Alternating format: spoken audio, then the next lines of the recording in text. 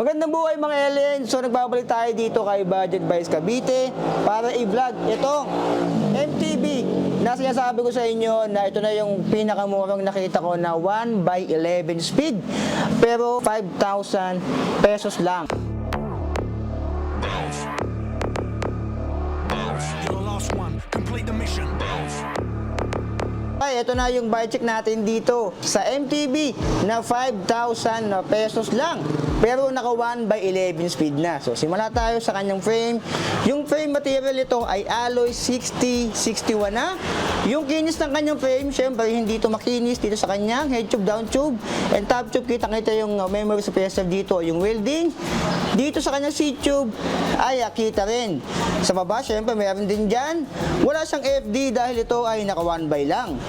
Yung cable routing, meron sa kanyang left side na bakante para sa FD. Kung gusto nyo maglagay ng FD, gawin yung 2x3x. Sa right side, meron din isa. Ito yung kanyang cable para sa kanyang RD. Meron din sa ilalim, ito yung para sa kanyang brake caliper cable. Doon sa kanyang likod. Yung lagayan natin ng ulam, meron din dito yung colorway nito.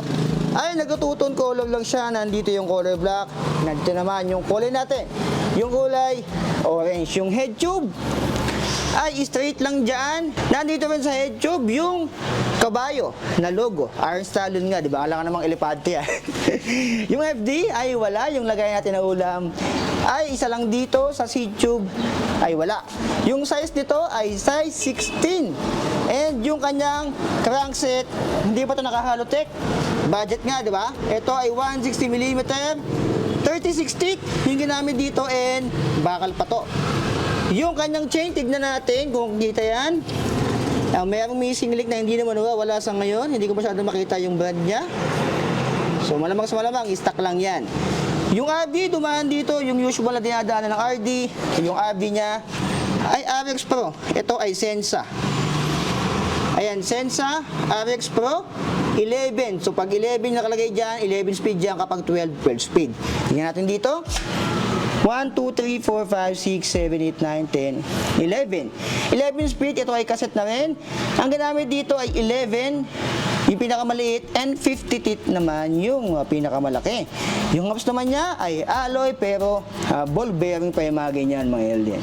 Dito naman sa kanyang spokes niya ay 32, yung usual naman sa mga MTB. Ito ay double wall alloy rim pero hindi pa yan tubeless ready. Hindi pa ito nakapares na valve, ito ay naka-shader valve pa. And yung size ng gulong niya ay 27.5 by 2.1. Yun nga lang, alien, wala siyang specific brand. Direction lang yung nakalagay dito. Ayan, so hindi siya Kenda, hindi siya Compass, hindi siya Chaoyang. Wala siyang brand upon checking niya kanina. So yung likod naman, 160mm standard rotors na quick release, and meron siyang freebie na stand. Usual to sa mga budget na MTB and road bike, gravel bike na nababike check natin. Nandito naman yung kanyang post mount. Yung kanyang upuan, itong seat post ay 27.2 pero alloy na rin yan. Ito naman ang kanyang pedals ay alloy pero ball bearing pa yan. Yung kanyang upuan naman, or saddle, malambot-lambot na rin, and wala siyang brand. Ganito talaga yung mga upuan ni Iron Stallion.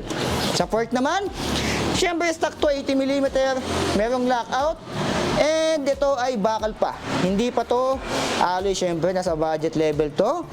So kung ginawa siguro nila tong alloy, mas magmamahal to syempre. Yung wheelset sa unahan, save lang din sa likod. Spokes 32, double wall alloy rim, 27.5 by 2.10. Quick release na rin siya dito sa kanyang unahan, and 160mm yung kanyang rotors. Headset, ito ay wala siyang brand, malamang sa malamang ball bearing pa yan, at papuntang langit yung kanyang stem dito. Ayan, sa 80mm yata yan, kung ako nagkakamali. Handlebar naman niya, ito yung part na bakal sa kanya. Ayan, lock on ay walang lock on yung kanyang mga handle grips dito. Ayan yung kanyang brake, ito yung usual na nakita natin sa mga MTB na bike check natin. Sieve seamers, ayan, sieve seamers, left and right, and yung kanyang shifter dito ay Sensa RX 11. So yan yung specs ni Iron Stallion So, ito nga pala yung timbang ito. Siguro hindi ko timbangin to. Kasi nga, MTB naman yan. Usually, yung mga timbang naman ito ay around 13 to 14 kilogram. So, magkano nga ba ito dito kay Budget Buys Cavite? Ang presyo nito ay tumataginting na yung SRP niya, yung dati niyang presyo ay 11,990 pesos.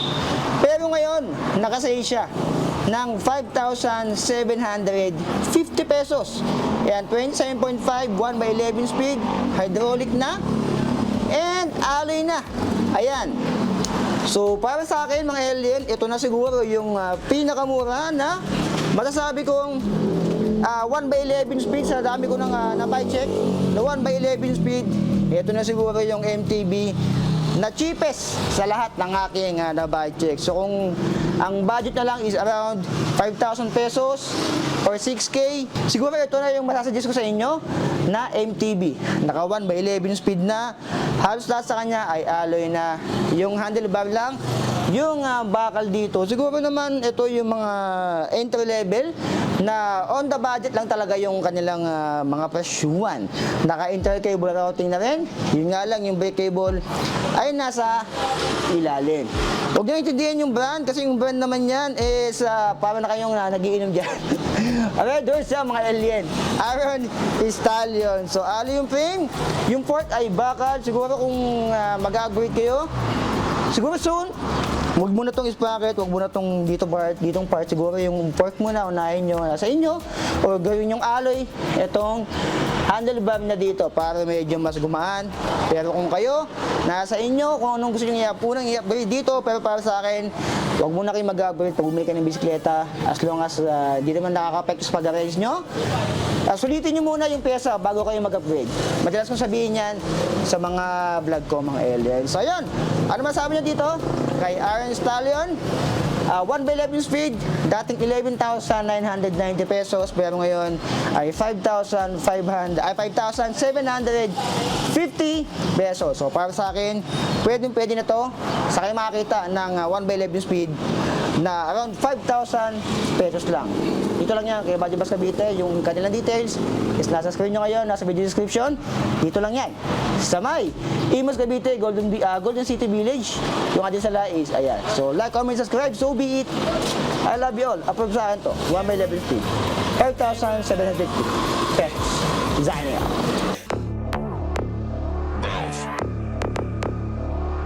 You're the last one. Complete the mission.